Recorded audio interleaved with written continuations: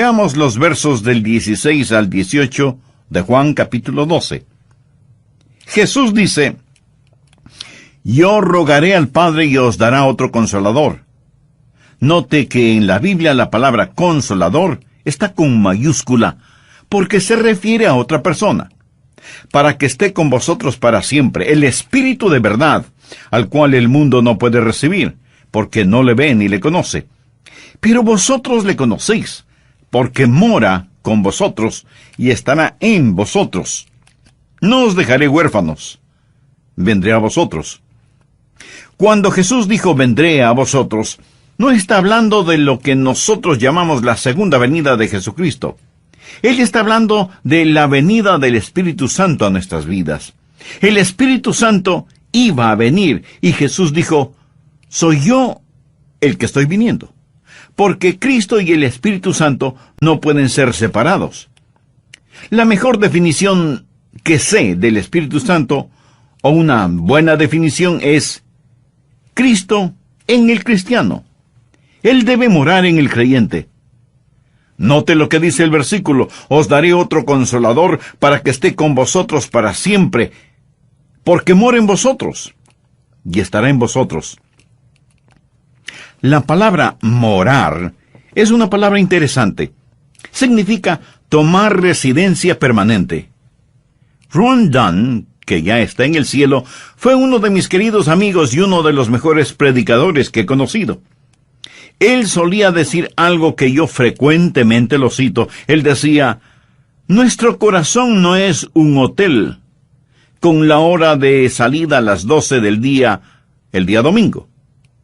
Cuando el Espíritu Santo viene, no solo viene a vivir con nosotros, sino también a morar en nosotros.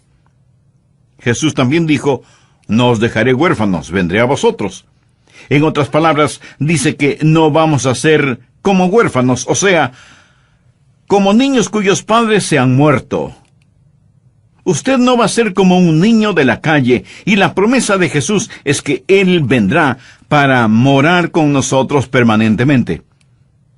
Ahora, cuando Jesús dijo: el que cree en mí, las obras que yo hago, Él las hará también, y aún mayores hará, esa promesa es posible solo con la venida del Espíritu Santo de Dios. Hoy vamos a aprender 4 cosas sobre por qué vino el Espíritu Santo, y por qué nosotros debemos no solo igualar, sino exceder los trabajos del Señor Jesucristo. Bien, ¿por qué vino el Espíritu Santo? Primero, para producir las obras de Jesús. Es el Espíritu Santo de Dios que produce las obras de Jesús. Vean lo que dice Juan 14:16. Y yo rogaré al Padre y os dará otro consolador para que esté con vosotros para siempre. El énfasis está en la frase otro consolador. En el idioma griego hay 2 palabras para otro. La una palabra significa otro de una clase diferente, y la otra palabra significa otro de la misma clase. Hagamos un breve paréntesis aquí y hablemos de transportación. Supongamos que usted tiene un caballo y un buen día dice: voy a conseguir otra forma de transporte. Me voy a comprar una bicicleta. Así que usted utiliza la palabra otra para referirse a otra forma de transporte. Pero la palabra que Jesús utilizó en este pasaje hace referencia a otro de la misma clase. Cuando usted dice: me voy a comprar otra bicicleta, tal vez la adquiera más grande o más fuerte, o con más innovaciones técnicas, pero será otra bicicleta, otra de la misma clase. Cuando Jesús dijo otro consolador, no dijo que sería un consolador de una clase diferente. En realidad Él dijo: ustedes van a recibir a alguien exactamente como yo. Por eso es que el verso 18 dice: no os dejaré huérfanos, vendré a vosotros. Así que cuando el Espíritu Santo viene, ¿quién viene? ¿Jesús o el Espíritu Santo?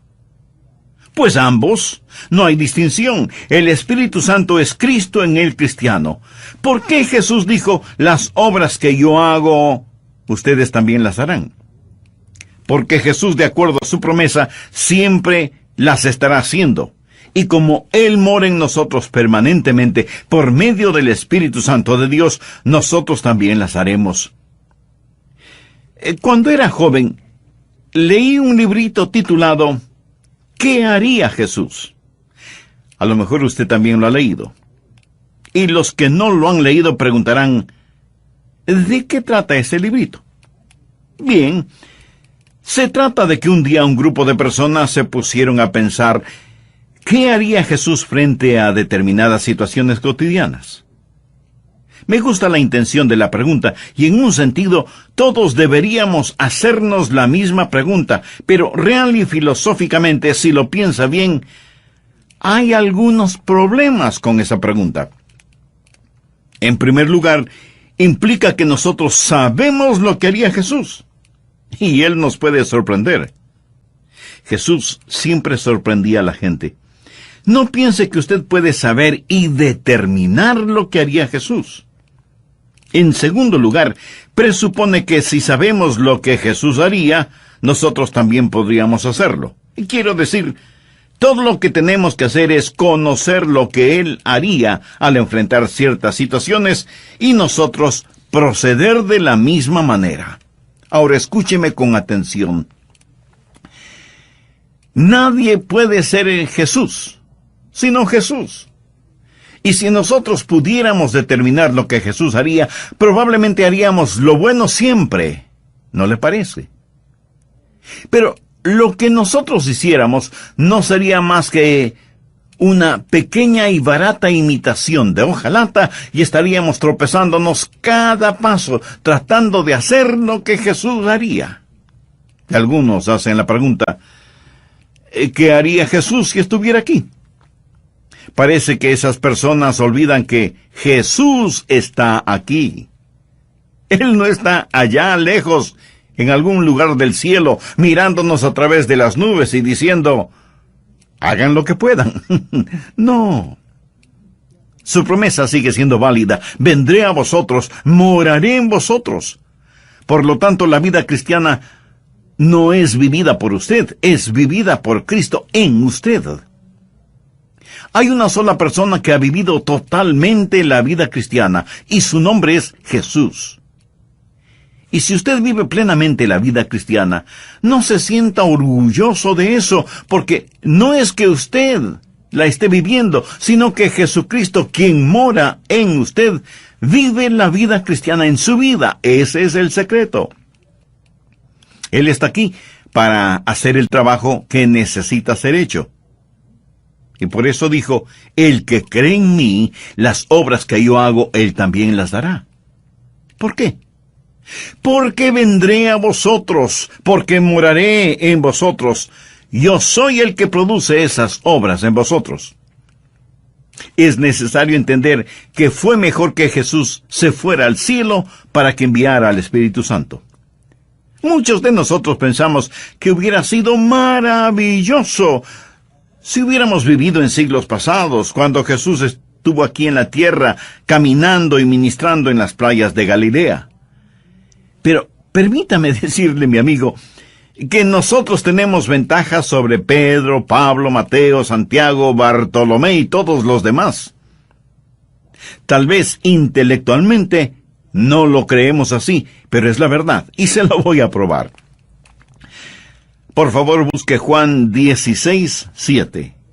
Jesús dice, pero yo os digo la verdad, os conviene que yo me vaya, porque si no me fuere, el Consolador no vendrá a vosotros, mas si me fuere, os lo enviaré. Aquí la palabra conviene significa es mejor, o es necesario. Por lo tanto, Jesús les dijo, si me quedo aquí, ustedes no podrán tener la bendición de mi Padre, que es el Espíritu Santo. Para ustedes es mejor y necesario que me vaya. No solo que Jesús está con nosotros, sino que Jesús mora en nosotros para siempre, y eso desde cualquier punto de vista es muchísimo mejor. Seguramente todos ustedes saben, o por lo menos han escuchado, la historia de Marta, María y Lázaro, amigos muy cercanos de Jesucristo. Lázaro enfermó gravemente, sus hermanas le enviaron un mensaje a Jesús, pidiéndole que venga a ayudar a Lázaro. Jesús no va de inmediato, sino después de unos días. Y cuando por fin llega a la casa de sus amigos, Marta como que le reprocha diciendo: «Maestro, si hubieras venido a tiempo, nuestro hermano no hubiera muerto». Prácticamente lo mismo le dijo María. ¿Por qué no estuvo Jesús ahí? Pues porque se encontraba en otro lugar. Elemental, ¿no le parece? En tiempos del Señor Jesús, si él estaba en un lugar con Pedro, no podía estar en otro lugar con Juan, porque mientras estuvo en la carne, él solo podía estar en un solo lugar a la vez. Pero porque él se fue al cielo y envió al Espíritu Santo, Jesús está con usted, donde quiera que vaya. Y está conmigo, donde quiera que voy. Y ninguno de nosotros nunca tendrá que decir: «Oh Señor, si tú hubieras estado aquí». Porque Él siempre está con nosotros. Él está vivo y mora en usted, mora en mí. Cristo vive en el cristiano. Jesucristo es la parte invisible del cristiano visible y está en nosotros, y nosotros somos la parte visible del Cristo invisible. Stuart Briscoe es un amigo mío, genuino hombre de Dios y gran predicador. Y él frecuentemente relata lo siguiente. Dice: «Cuando me salvé, iba a vivir la vida cristiana cantando y silbando, y me dije a mí mismo: esto va a ser fácil. Pero después de poco tiempo, comencé a tropezar espiritualmente, y me dije: esto es más difícil de lo que pensaba. La vida cristiana es dura». Pasó un tiempo y tuve que decir: la vida cristiana no solo es difícil y dura, es imposible. Pero entonces descubrió la llenura y el poder del Espíritu Santo, y ya no dice que la vida cristiana es fácil, dura o imposible. Ahora dice que la vida cristiana es maravillosa. ¿Por qué vino el Espíritu Santo de Dios? Para producir las obras de Jesús. Es Cristo en nosotros produciendo la vida cristiana. Y si usted no aprende esto, va a tener tiempos muy difíciles en su vida cristiana. Bien, el Espíritu Santo no solo vino para producir las obras de Jesús, Él vino en segundo lugar para proteger la voluntad de Jesús. Usted no está solo, pertenece a Cristo. Veamos lo que Jesús dice en Juan 14:26. «Mas el Consolador, el Espíritu Santo, a quien el Padre enviará en mi nombre, Él os enseñará todas las cosas y os recordará todo lo que yo os he dicho». Detengámonos un momento en la palabra consolador. Es la palabra griega parakletos. En 1 de Juan 2:1 se la traduce como abogado. Y si alguno hubiere pecado, abogado tenemos para con el Padre, a Jesucristo el justo. ¿Qué es lo que un abogado hace por usted? Bueno, protege sus derechos, le defiende, le representa, vela por sus intereses y que se cumpla su voluntad. ¿Qué es lo que hace el Espíritu Santo? No solo que produce las obras de Cristo en usted, sino que también protege la voluntad de Cristo. El Espíritu Santo representa al Señor Jesucristo en usted o en mí. En el Antiguo Testamento, las familias vivían juntas como tribus y tenían un paracleto, o sea, un abogado quien durante los problemas tribales defendía la causa de la familia a la que representaba, defendía el honor de la familia y defendía los intereses de la familia. Y eso es lo que el Espíritu Santo de Dios ha venido a hacer en usted y en mí, defender la causa de Jesús, proteger el nombre de Jesús, desarrollar los intereses de Jesús en su corazón. Jesús es mi abogado, tanto como lo es el Espíritu Santo. Así que estamos relacionados con dos abogados. El Espíritu Santo de Dios es el abogado que vive en mí para proteger los derechos, los privilegios y la voluntad del Señor Jesucristo en mí. Jesús es mi abogado para proteger mis derechos delante del trono.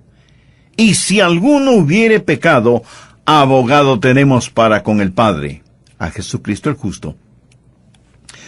Satanás es el acusador que se acerca a Dios y le dice: ¿No ves lo que hizo Adrián? Volvió a fracasar. Dios, debes condenarle. Entonces Jesús pasa al frente y dice, Padre, es cierto que Adrián fracasó, pero él es mío. Me pertenece. Yo morí por sus pecados, hice expiación por ellos, y porque yo pagué por esos pecados, estoy aquí para defender su causa. Jesús, mi abogado, intercede por mí, y el Espíritu Santo hace intercesión por Jesús. El Espíritu Santo representa los derechos de Jesús en mi vida. ¿Cómo lo hace? Por medio de la convicción. ¿Alguna vez ha hecho algo que no debía hacer, y el Espíritu Santo da la voz de alarma en su vida? ¿Ha sentido como que alguien le habla y le dice, te equivocaste? No debiste actuar de esa manera. No debes vivir de esa forma. Arrepiéntete y confiesa ese pecado. Por lo general llamamos a esto la voz de la conciencia. ¿Cuál es ese poder que nos convence o redarguye de nuestro pecado? Bueno, yo no sé acerca de usted, pero es una realidad para mí. Cuando recibo la advertencia, Adrián, te está saliendo de los límites, ¿qué es lo que está haciendo el Espíritu Santo? Está protegiendo la voluntad de Jesús. Él es el abogado que representa a Jesús en el creyente. Es la obra del Espíritu Santo el poner inquietudes espirituales en su corazón al escuchar un mensaje como el presente. En el programa anterior estudiamos 2 de las 4 cosas que debemos aprender sobre el porqué de la venida del Espíritu Santo y por qué nosotros debemos no solo igualar, sino aún exceder los trabajos del Señor Jesucristo. ¿Por qué vino el Espíritu Santo? Primero, para producir las obras de Jesús.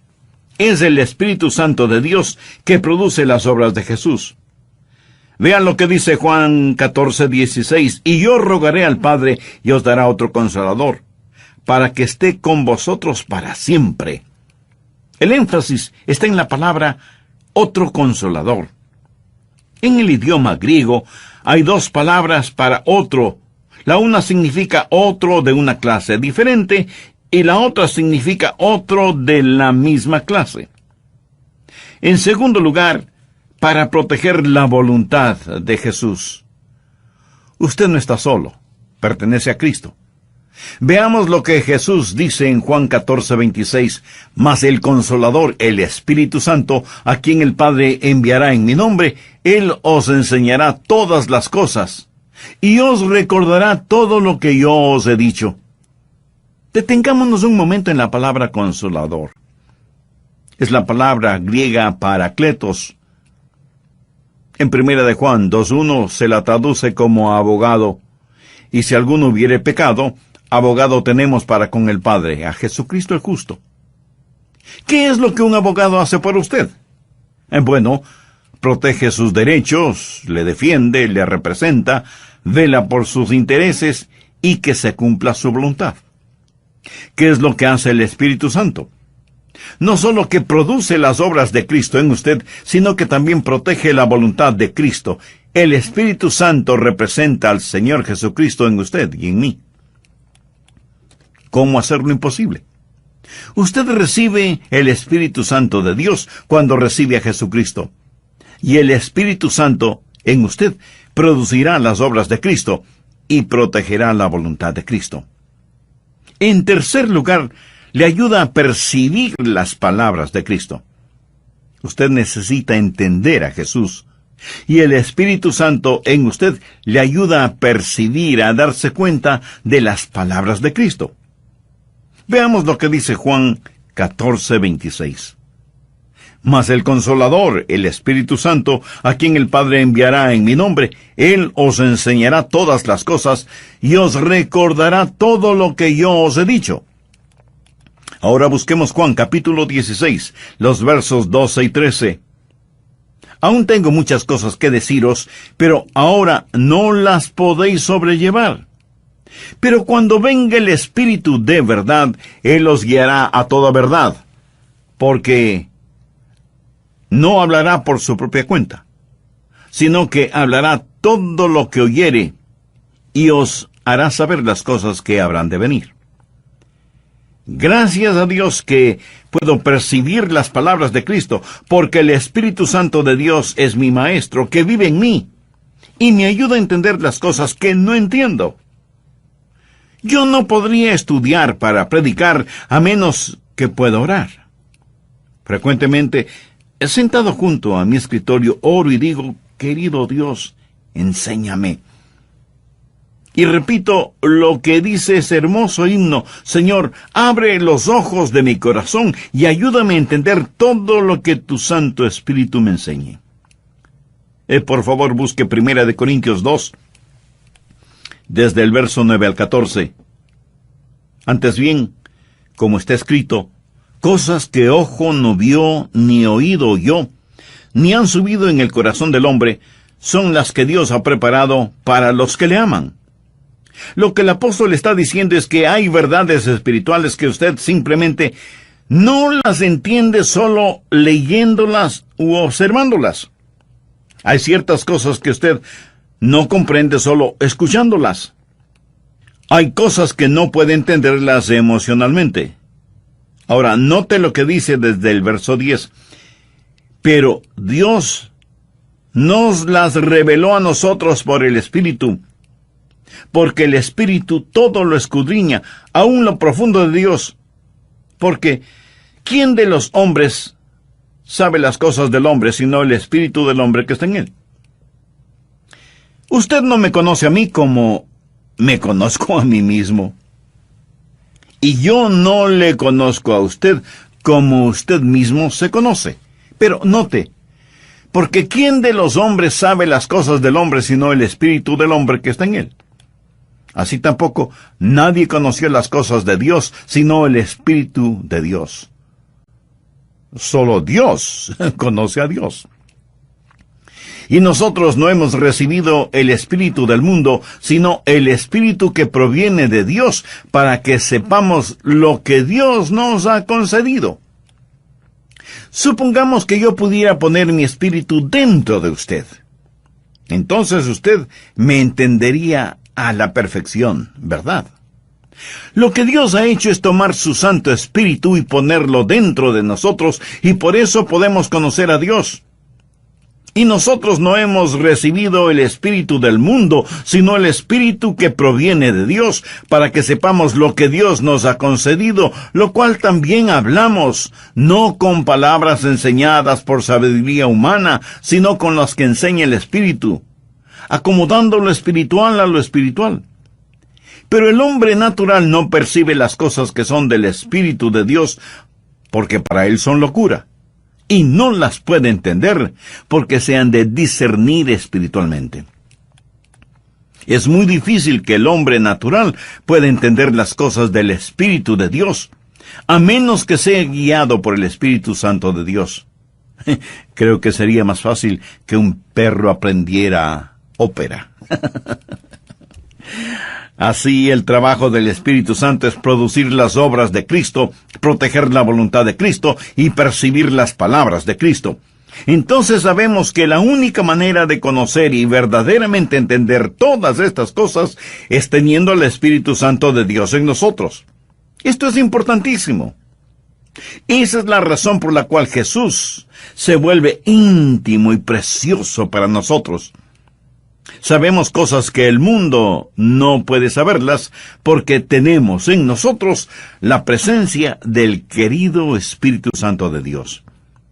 Así que podemos hacer lo imposible por medio del Espíritu Santo, quien produce las obras, protege la voluntad y nos capacita para percibir las palabras de Cristo. Pero en cuarto lugar, promociona la adoración a Jesús.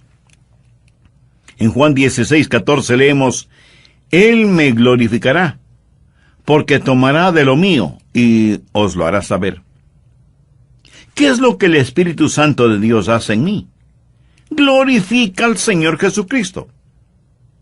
¿Cuál es la marca de una persona llena del Espíritu?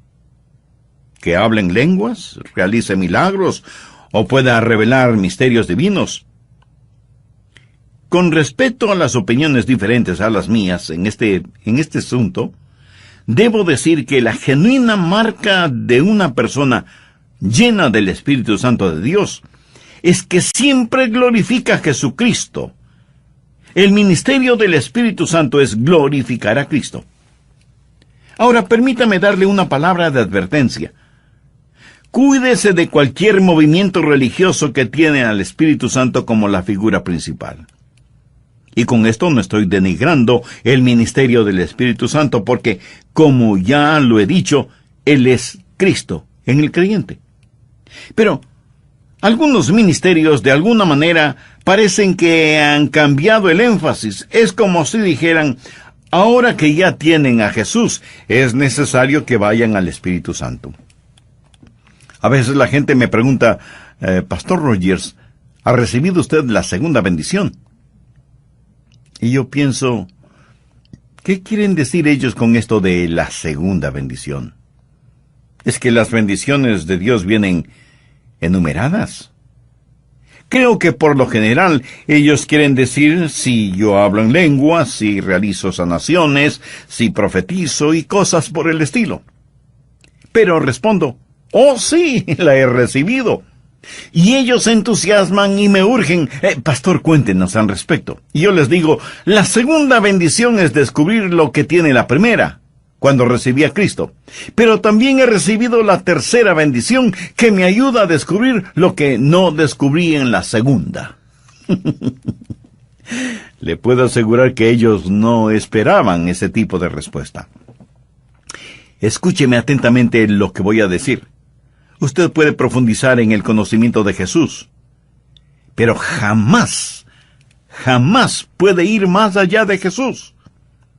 Y si usted observa un desfile que está guiado por el Espíritu Santo, entonces algo no está bien.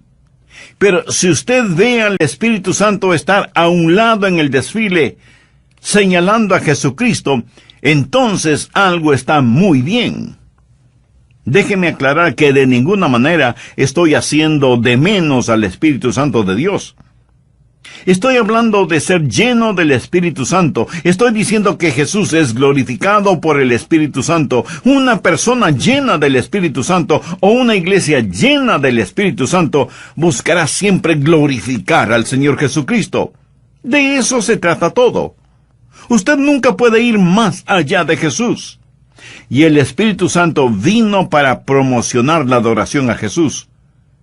De paso, le diré que esto es clave para ser y permanecer lleno del Espíritu Santo.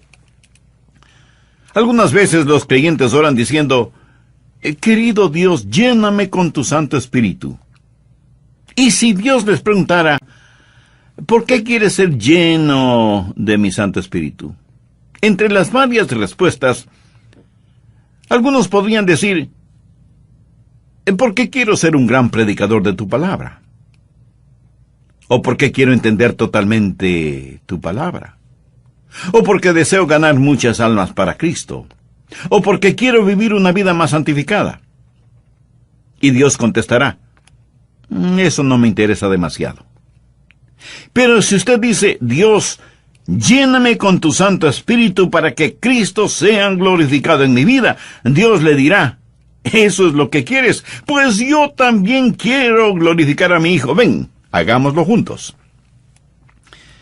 Dios le llenará con su Santo Espíritu, no para que usted satisfaga su vanidad espiritual, sino para que glorifique a Cristo.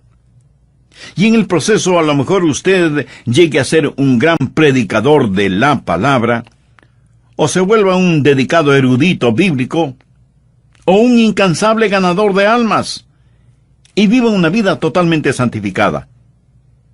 Pero verá, todas estas cosas son subproductos de lo principal. ¿Qué es lo principal? La gloria del Señor Jesucristo. Para eso vino el Espíritu Santo. Sería bueno que usted subraye en su Biblia Juan 16:13. Pero cuando venga el Espíritu de verdad, Él os guiará a toda verdad, porque no hablará por su propia cuenta, sino que hablará todo lo que oyere y os hará saber las cosas que habrán de venir. El Espíritu Santo vino para enseñarnos todas las cosas relativas a Jesús, para enseñarnos a glorificar a Jesús, mas no para que glorifiquemos al Espíritu Santo. Así es como nuestro Señor quiere que nosotros hagamos las obras que Él hizo, e incluso las superemos. Y algunos de ustedes justificada y preocupadamente preguntarán, Pastor, ¿cómo podemos nosotros superar las obras de Cristo? ¿No suena eso un poquito preponderante? Si el Señor hasta resucitó muertos. Permítame decirle algo. Todos los milagros que Jesús realizó, los milagros de gloria, solo tipifican y retratan los milagros de la gracia. Supongamos que después de mi mensaje en la iglesia y durante la oración, una persona parapléjica en una silla de ruedas es traída para que oremos por ella. Yo pongo mis manos sobre esa persona y todos vemos cómo esos brazos y piernas comienzan a pulsar con vida. Y esa persona salta de su silla de ruedas y comienza a glorificar. Es Dios que de tal manera está controlando esa vida que es difícil de explicar. Eso sería un auténtico milagro y nadie puede negarlo. Le puedo asegurar que la próxima vez que tuviéramos una reunión, habría tanta gente en la iglesia que no se podría encontrar ni un centímetro cuadrado vacío. Todos prácticamente buscando sanidad física. Ahora, si la sanidad física es tan tremendamente importante para muchas personas, yo quiero hacer una pregunta. ¿Jesucristo tuvo el poder para sanar? Y usted responderá, por supuesto que sí. Otra pregunta. ¿Sanó Él a todos? No. Incluso muchas veces, después de sanar a alguien, Jesús le pedía que no lo contara a nadie. Junto al estanque de Betesda había muchos enfermos. Jesús sanó solo a un hombre. No sanó a todos los enfermos que estaban en ese lugar. Pero en estos días tenemos un mundo lleno de traficantes de milagros que quieren que todos los enfermos físicos sean sanados y ponen tremendo énfasis en la salud física. Déjeme compartir con usted lo que sucedió en una iglesia un miércoles por la noche.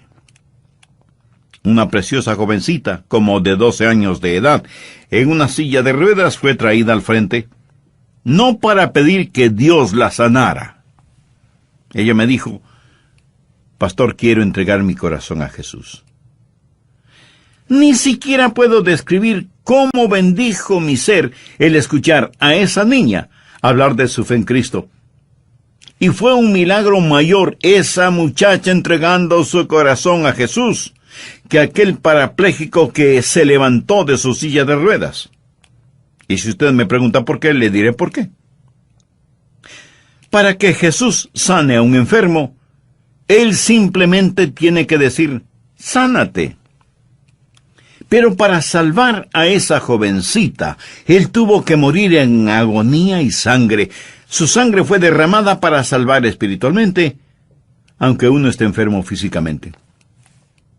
Un estudiante universitario le preguntó a su pastor, Pastor, ¿cree usted que hay vida en otros planetas? El pastor le contestó, no, hijo, no creo que la hay. Pero el joven insistió, Pastor, piénselo. De los billones y billones de estrellas, universos y galaxias que existen, ¿no cree usted que haya vida en otros planetas? No. Yo no puedo probar que hay o no hay vida en otros planetas, pero simplemente no creo que la haya. Y el estudiante, creyendo que había acorralado teológica y racionalmente a su pastor, le dijo, entonces, pastor, ¿podría decirme por qué Dios se dio el trabajo de crearlo todo? Y el pastor le contestó, hijo, ¿cuál trabajo? ¿Cuál trabajo? Él solo habló y todo existió. Me encanta esa respuesta. Lo vacío se llenó. Y como lo dijo el salmista, los cielos cuentan la gloria de Dios y el firmamento anuncia la obra de sus manos. Escúcheme, la única vez que Dios enfrentó un problema fue cuando Jesús murió en la cruz, entre agonía y sangre. Murió para salvar a los pecadores. Y eso, mi amigo, es el mayor de los milagros. El salvar un alma siempre será mucho más milagroso que curar a un enfermo. El alma es eterna, sea que se salve o no. El cuerpo no, a menos que la persona se salve. Entonces llegará a tener un cuerpo redimido, apto para vivir en el cielo.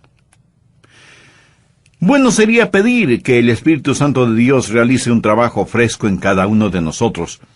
Bueno sería orar y agradecer a Dios por el regalo de su Espíritu Santo y que podamos aún exceder las obras de Jesús, no en calidad, sino en cantidad.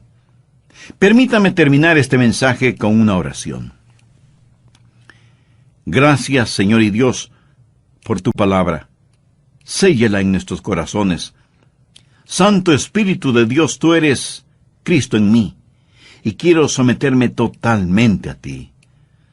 Señor Jesús, sé que jamás puedo ir más allá de ti, pero ayúdame a profundizarme en tu palabra para conocer tu voluntad, para cumplir a cabalidad tu voluntad en mi vida.